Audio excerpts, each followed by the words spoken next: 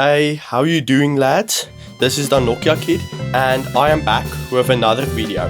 Now, as some of you might know, if out of those who know me personally, I would consider myself a bit of a map geek, and in my collection of random things I have 3 atlases, but today we'll be looking at this particular specimen today. Now this is a Springbok atlas that was printed in England and was from the year 1967. Excuse it a bit, as I don't know what what happened here, as there are quite a bit of scribbles and things for some reason, although it's just mostly a front page, and at least no pages of this one has been ripped out or damaged or anything. Well, on the title page we have the type and the brand and the sellers and all those usual things, and on the first page we have the contents and the list of maps, so like which page has which type of map and of which continent or country or whatever. Now, constellations and star charts, which is interesting to look at, although I'm not an astrologist, so it wouldn't be necessarily that practical or useful to me. Now, this is where South African atlases get quite interesting, as here on the first actual practical page it has Southern Africa during British colonialism and all those parties, and on the next page it has the colonialism that took place during the late 19th century, when all the borders were properly drawn up. Now, this isn't completely uncommon to South African atlases, as I've seen a couple of other, not necessarily also Springbok atlases, but also different ones that these kinds of maps in them.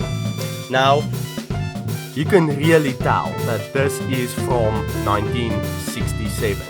So let's start here in the south and make our way north. So firstly, you can see that although it looks like Southwest Africa or Namibia is its own country, at this stage it was still part of South Africa. You see, it's from that time period, since it has the 4 provinces: the Cape Province, Transvaal, Orange Free State and Natal. And if we move up a bit north, this bad boy right here, this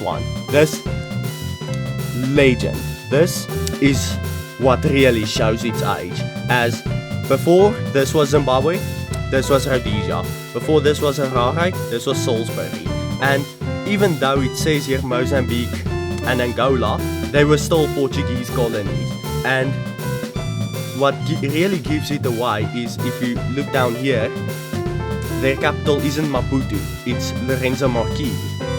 So with just simple naming conventions like that, you can see that countries really have changed over the last 60 or so years. Same if you move up into the Congo, as you can see that the capital of the Congo is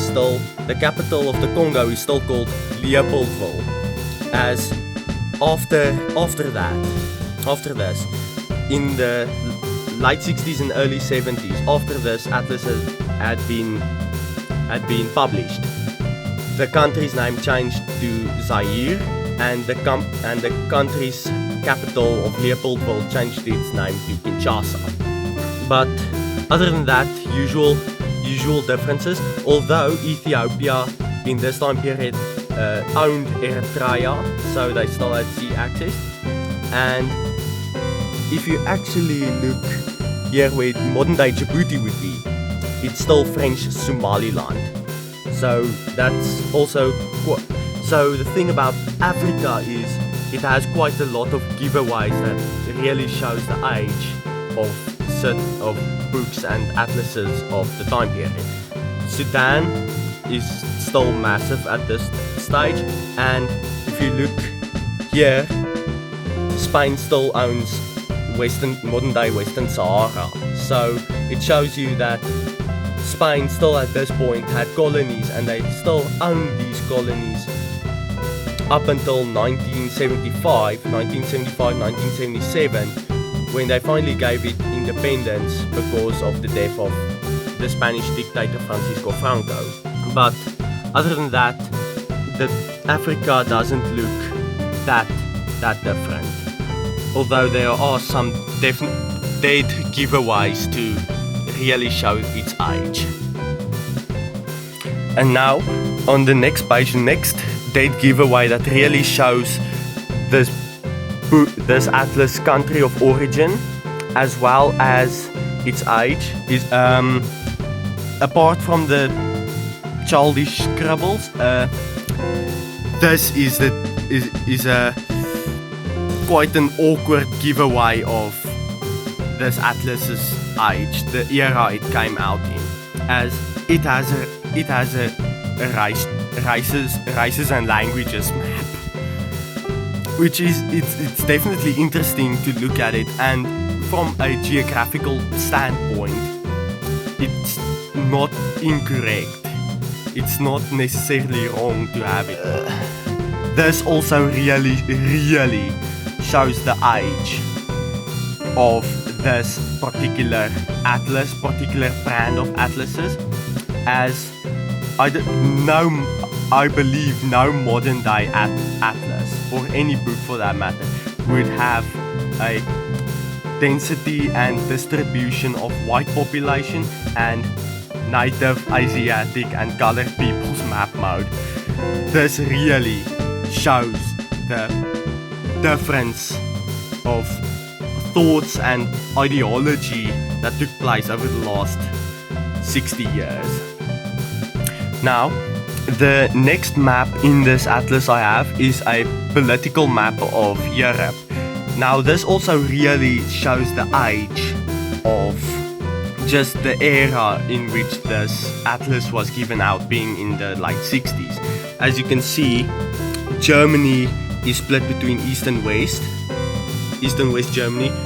Although Poland looks the same, Czechoslovakia is still one large country, being not being split between the Czech Republic and the Slovaks. And it's still around. There's Bad Boy is still kicking in the 60s. And now, for some reason, all these atlases, but it might just be because they were printed in the UK, they have for some reason a map of England and Wales and Ireland and Scotland, although they weren't necessarily used in those places. Although, who doesn't like reading names like Cardiff, Wolverhampton, Leicester, Nottingham, Derby, Stoke-on-Trent, or even Bradford? What are their names? Their naming conventions for cities and towns and counties and things have to be this convoluted and complicated. Especially if we now have to look here in Scotland. Who, in their right mind, decided to name a place Dumfries? I just made a new discovery. Who? Which ding dong? Which dingus? Which ding dong came up with the name Bedwick upon a Tweed? Oh, I thought Newcastle upon a Tyne was a bad name, although I couldn't find it. But now, why are you like this, Scotland? Why are your names even more idiotic? Like, if the UK already reached stupid, why are you reaching idiotic? And now in the index, you can see this is a proper index. It's just names upon names upon names upon names and coordinates and everything. Index, now to even make a dictionary blush, you know. This thing is thorough and it is solid. Really well, extremely well put together and just deliberately perfect for, you know, being used in geographical settings, if it be now research or whatever. Now, if we look at this charts quickly, this is principal cities of the world. So in each continent they have, or each region, country or such, they have cities that have or of prominent or important status in the area or internationally. So in Africa and South Africa first, we can see that Johannesburg and Cape Town are the two most influential cities in the region, followed by Pretoria and such. And here are a few I did not expect. Like, why is Boksburg and Brakpan here? Why is Boksburg and Brakpan some of the most influential cities in South Africa? And also Benoni. Why is Benoni more influential than Pietermaritzburg? Like, how is this possible? What power did Brakpan, Boksburg and Benoni, the Triangle of the Freebies, reach in 1967? How is this possible? I'm not even going to try to answer. This stumped me, and it scares me. How this is possible? How is it possible that they've reached that level of status? Like all of the rest, this isn't important. All these American cities, they don't have any importance for this video. This all means nothing. This means everything. This means everything. How's this possible? I don't think I get worked up so much about these places being seen as influential principal cities of the world. I'm just going. This is the last page. I'm going to just end it off here because what made them come to this conclusion? I'm getting so worked up on something so minute. So yeah, this is the end of this fantastic, beautiful time capsule of an atlas, and I hope you enjoyed looking at maps, the maps from this bygone era as much as I did, especially here at the end. And I hope to see you in the next two videos, where I'll be looking at two other atlases. So I'll see you in the next one.